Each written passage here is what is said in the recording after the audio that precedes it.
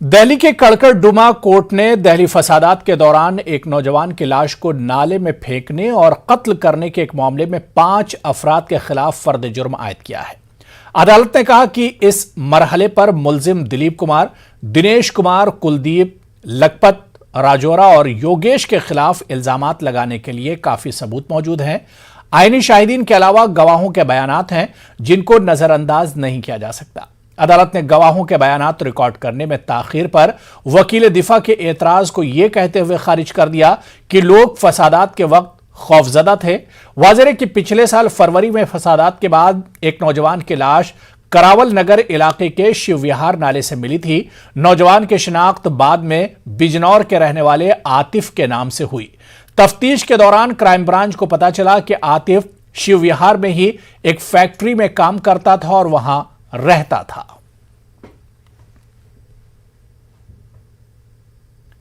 मुल्क में बढ़ते हुए तशद्दुद और नफरत के हवाले से मुस्लिम तंजीमों की तशवीश बढ़ रही है। दिल्ली के इंडिया इस्लामिक कल्चरल सेंटर में कौमी तंजीम की जानिब से सूरत हाल के बारे में एक प्रोग्राम मुनक्किद किया गया। प्रोग्राम में आसाम से कांग्रेस के रुकने पार्लियामेंट अब्दुल खालिक और सीनियर कांग्रेस लीडर तारिक अनवर ने शिरकत की और मुल्क में नफरत पर तशवीश का इजहार किया और कहा कि कुछ लोग गांधी जी को मुल्क की तकसीम का जिम्मेदार ठहराने की कोशिश कर रहे हैं। ऐसे लोगों के खिलाफ कार्रवाई होनी चाहिए। इस मौके पर पास हुई करारदाद में मुस्लिम नौजवानों की गिरफ्तारी पर भी तशवीश का इजहार किया गया। दिल्ली प्रदेश कौमी तंजीम के राज्य कार्यकारिणी बैठक हो रहा है और इसमें सांप्रदायिकता के खिलाफ रेजोल्यूशन लाया गया और आरएसएस ने सारा देश में जिस तरह से नफरत फैला रहा है उसके खिलाफ भी रेजोल्यूशन पास किया है और सारा देश में कौमी तंजीम का ऑर्गेनाइजेशन कैसे सशक्त किया जाए और नफरत के खिलाफ कैसे आवाज़ उठा जाए, ये मुद्दे पर ही इस बैठक पर चर्चा हो रहा है। देखिए, ऐसा है कि जब हम इसके जहाँ तक के कौमी तंजीम का सवाल है या बहैसियत एक इंसान के, एक हिंदुस्तानी के, किसी तरह की भी जो मुल्क के ख़िलाफ़ अगर कहीं भी कोई साजिश होती है तो हम सिर्फ उसकी मजम्मत नहीं करते हैं, बल्कि हमारी ये मांग है कि ऐसे लोगों के ख़िलाफ़ सख्त से सख्त कार्रवाई हो और देशद्रोह का मुकदमा उन पर चलाया जाए।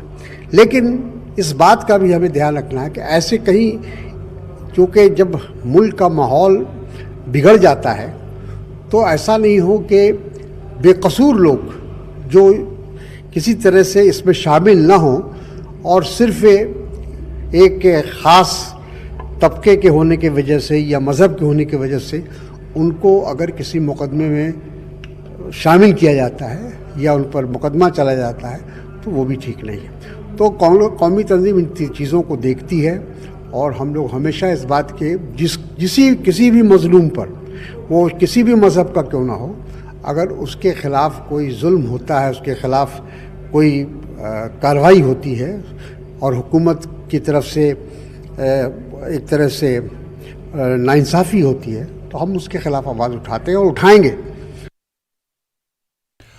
1857 की जंग में शहीद होने वाले पहले सहाफ़ी मौलवी मोहम्मद बाकर को दिल्ली के प्रेस क्लब में याद किया गया।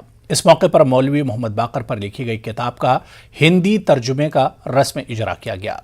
प्रोग्राम में प्रेस क्लब के कई आला ओहदेदार और सहाफ़ी शामिल हुए। प्रोग्राम में इस बात पर रोशनी डाली गई कि मौलवी मोहम्मद बाकर की शहादत जंग आज़ादी में उर्दू सहाफ़त के रोल को भी उजागर करती है।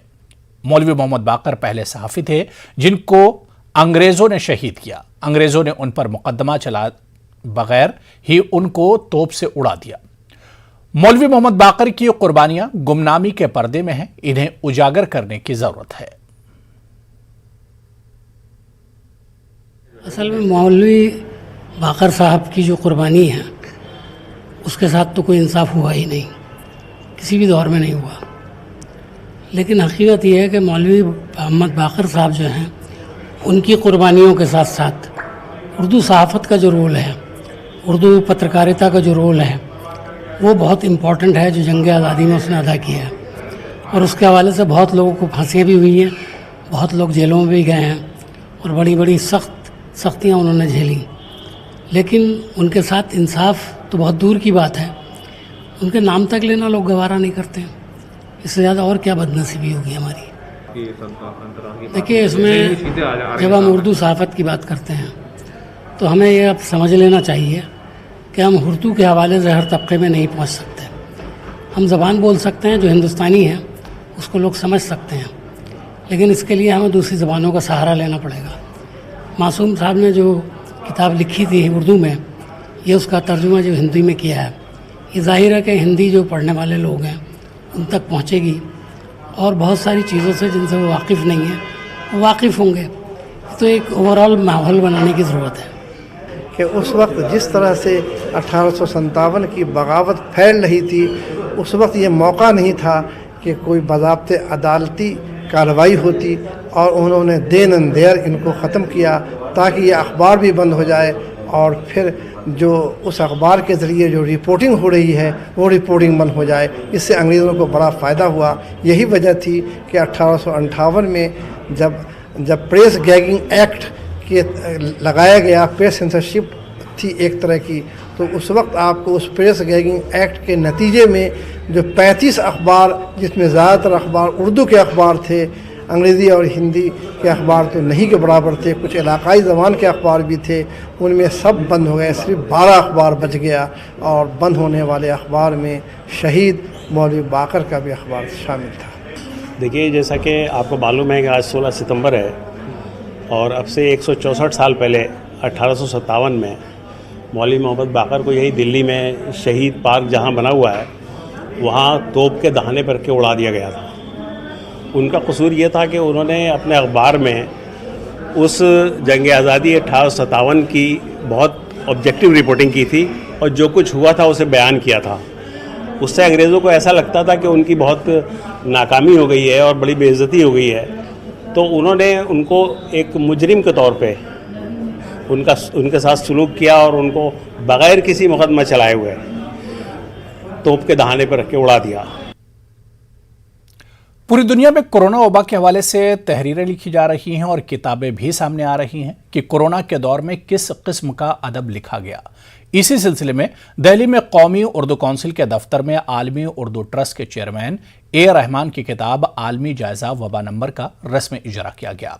प्रोग्राम में अदब के कई प्रोफेसर, दानिश्वर और सहाफ़ी शामिल हुए और किताब को मौजूदा वक्त का दस्तावेज करार दिया। कौमी उर्दू काउंसिल के डायरेक्टर शेख अकील अहमद ने कहा कि आने वाले वक्त में कोरोना के दौर में लिखे गए अदब को कोरोना अदब के नाम से जाना जाएगा। किताब के मुसन्निफ ए रहमान ने कहा कि वो चाहते हैं कि जो भी लिखा जा रहा है वो मंजर आम पर आना चाहिए।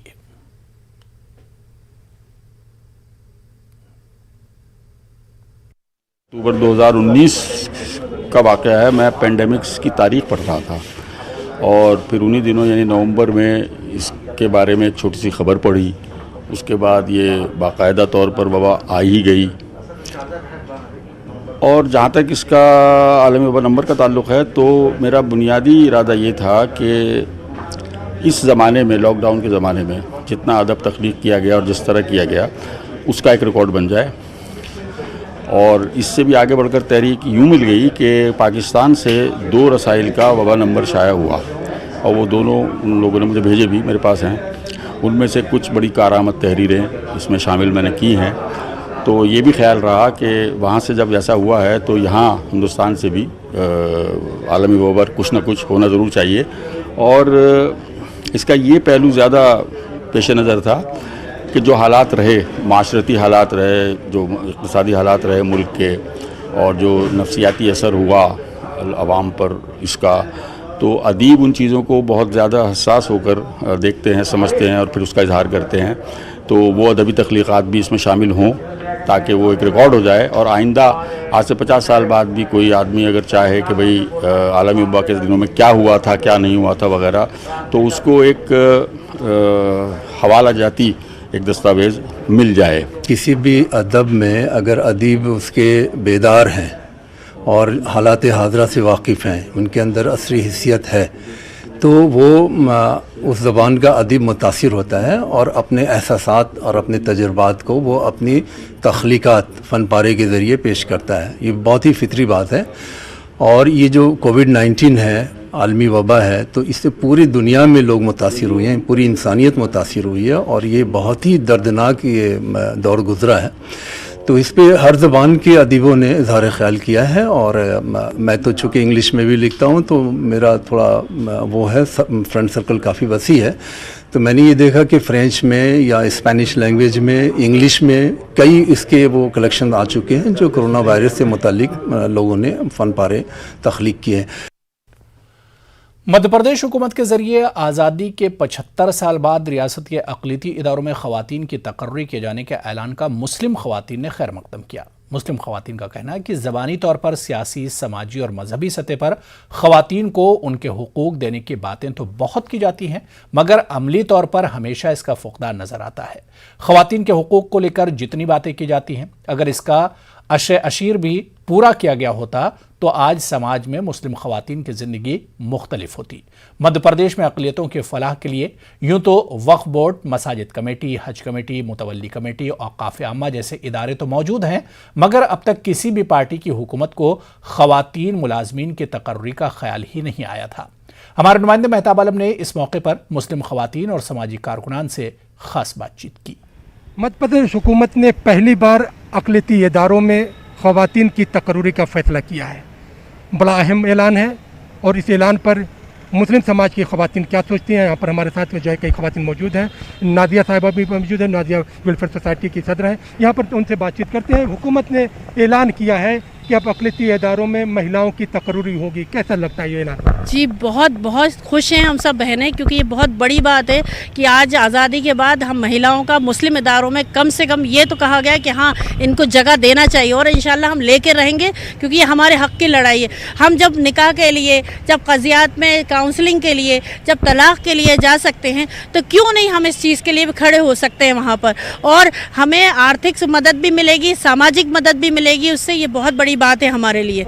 ये भी देखते हैं कि इस्लाम ने ख़वातीन को बराबरी का हक दिया है और यहाँ पर अब तक जो है 56 से लेकर 56 में मध्य प्रदेश बना, आज तक किसी ने सोचा नहीं अक़लियती इदारों में औरत भी काम कर सकती है। और फिर दूसरी बात यह है कि हमारी सरकारें, चाहे कांग्रेस की रही हो या भारतीय जनता पार्टी की, महिलाओं को 33% रिजर्वेशन देने की बात की गई, लेकिन किसी ने नहीं सोचा कि यहाँ पर एक भी महिला आज तक नहीं आई।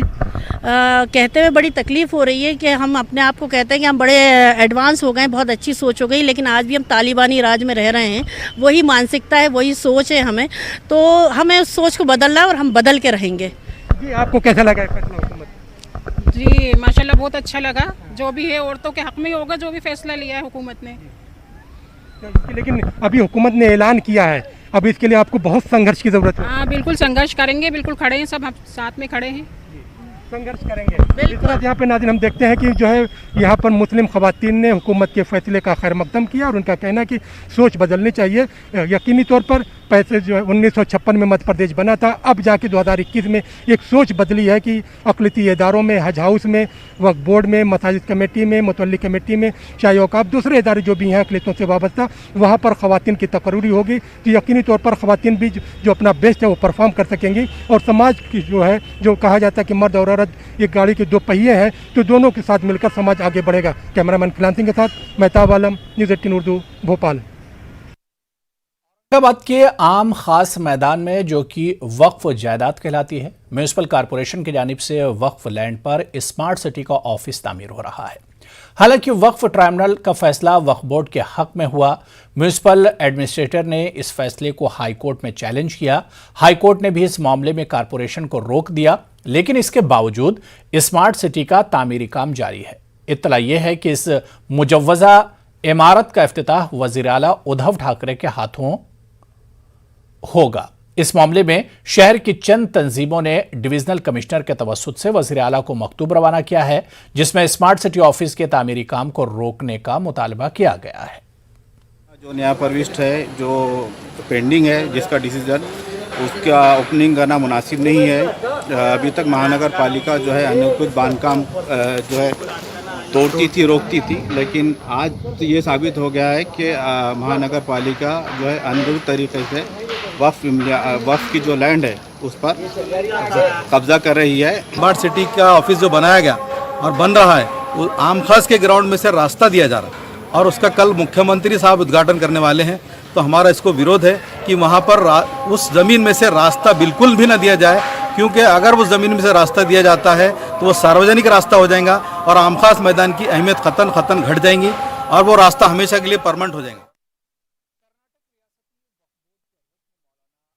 सईदी ने सदाए इत्तिहाद तंजीम की जानिब से लगाए गए बदनवानी के इल्जामात को मुस्तरद कर दिया है।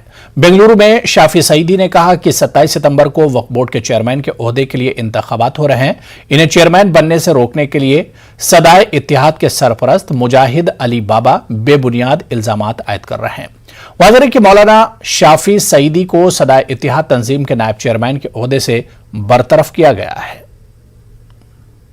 मुझे शोकास नोटिस दी, मैं रिप्लाई दिया और रिप्लाई को मुझे क्लीन चिट मिले और हमारा वक्फ बोर्ड से दूसरे थर्ड पार्टी को भी उधर से ये करे, क्या भी उसे छोटा भी गलत नहीं है करके पूरा आ गया। अभी हाई कोर्ट में क्या भी नहीं होता करके उनको मालूम हुआ। हाई कोर्ट में बहुत कोशिश करे मेरा मेंबरशिप को ये कराना करके, एक बार बोले मुफ्ती नहीं है करके, एक बार बता रहे करप्शन करे करके, एक बार बता रहे इन्हों क्या लायक नहीं है करके, बहुत कोशिश करे। वो कोशिश में सब उन्होंने हार गए। अल्लाह है ना, ये सब अगर मैं चेयरमैन बनना करके बोले तो अल्लाह चाहे तो किसे भी रुका सकते हैं क्या? मैं नहीं बनना करके अल्लाह का चाहत रहे तो किसे भी बना सकते हैं क्या? ये मुजाहिद बाबा को सिखाई है, ये तो अनवर मानी पार्टी को ये सब। Social democratic party of India ने नई तालीमी पॉलिसी की मुखालिफत की है। बेंगलुरु में एसडीपीआई के रियासती नायब सदर एडवोकेट अब्दुल मजीद खान ने कहा कि मरकज की जानिब से बनाई गई नई तालीमी पॉलिसी में गरीब और पिछड़े तबकात को आला तालीम से दूर रखने की कोशिश की गई है। समाज के हर बच्चे को डिग्री तक की तालीम मिलनी चाहिए, लेकिन नई तालीमी पॉलिसी में डिग्री की तालीम मुनक़ते करने का इख्तियार दिया गया है। एसडीपीआई ने कहा कि नई तालीमी पॉलिसी सेकुलरिज्म, जमहूरियत, इत्तिहाद इस तरह के नजरियात पर मबनी नहीं है। पिछड़ा कौम वाला, दलित और जो मुसलमान है उनको एजुकेशन से बाहर रखा गया हुआ था। ये देखे हैं जो वर्णाश्रम सिस्टम है, वही सिस्टम को हमें जा रहे हैं। तो इसमें फर्स्ट ईयर डिग्री में एक सर्टिफिकेट, सेकेंड ईयर में डिप्लोमा सर्टिफिकेट देना और थर्ड ईयर डिग्री इसमें उसको सर्टिफिकेट देना, इसका मकसद क्या है? जो पैसा वाला है, जो बहुत अपर कास्ट का जो आदमी। वज़ीर-ए-आज़म नरेंद्र मोदी की सालगिरह को मध्य प्रदेश हुकूमत ने सेवा दिवस के तौर पर मनाने का फैसला किया है। फैसले के तहत पीएम मोदी की सालगिरह के मौके पर मध्य प्रदेश हुकूमत ने ज़ेर एहतमाम रियासत गिर सतह पर 17 सितंबर को मुख्तलिफ तकरीब का इनेकाद तो क्या ही जाएगा, मगर राजधानी भोपाल में बीजेपी कारकुनान ने आज से ही पीएम मोदी के 71वीं सालगिरह के मौके पर 71 फुट लंबा केक काटकर जश्न मनाना शुरू कर दिया है। राजधानी भोपाल में बीजेपी कारकुनान के जरिए न सिर्फ 71 फुट लंबा केक काटा गया, बल्कि बीजेपी कारकुनान ने वैक्सीन लगाने के साथ ही पीएम मोदी का टैटू भी लगाया। 17 सितंबर को रियासत गिर सतह पर कोरोना वैक्सीनेशन महाअभियान के अलावा मंदिरों में हनुमान चालीसा का इनेकाद, ब्लड डोनेशन कैंप का इनेकाद तो क्या ही जाएगा। महकमे शहरी तरक्यात ने रियासत के सभी 407 ब्लॉक में पीएम मोदी की सालगिरह की निस्बत से हर ब्लॉक में 71 पेड़ लगाने का फैसला किया है। इस ताल्लुक से मध्य प्रदेश के वजीर बराए शहरी तरक्यात भूपेंद्र सिंह कुछ इस तरह बताते हैं। 17 सितंबर को हमारे देश के प्रधानमंत्री और दुनिया के सबसे बड़े नेता माननीय नरेंद्र मोदी जी का जन्म दिवस है। हम सब लोगों को जन्म दिवस मनाने का अवसर मिले, हमारे प्रदेश की जनता को अवसर मिले, और इसलिए हमारे विभाग के द्वारा ये तय किया गया है, पर्यावरण सुरक्षा को ध्यान में रखते हुए, कि माननीय मोदी जी के 71वें जन्म दिवस के अवसर पर प्रदेश के जो हमारे सभी 407 नगरीय निकाय हैं, सभी नगरीय निकाय में 71 पौधे माननीय प्रधानमंत्री जी के जन्मदिन पर लगाए जाएंगे। और जो समाज सेवी हैं, महाराष्ट्र असेंबली में अपोजिशन लीडर परवीन की जानिब से एनसीपी खवातीन विंग के वर्करों के खिलाफ नाजेबा अल्फाज इस्तेमाल करने की मुखालफत की जा रही है। इस मामले में अकोला में एनसीपी के खवातीन वर्करों ने एहतजाज किया। साथ ही अपोजिशन लीडर परवीन से मुतालबा किया कि वो अपने कहे गए अल्फाज वापस ले, वरना उनके खिलाफ अलग तरीके से एहतजाज किया जाएगा।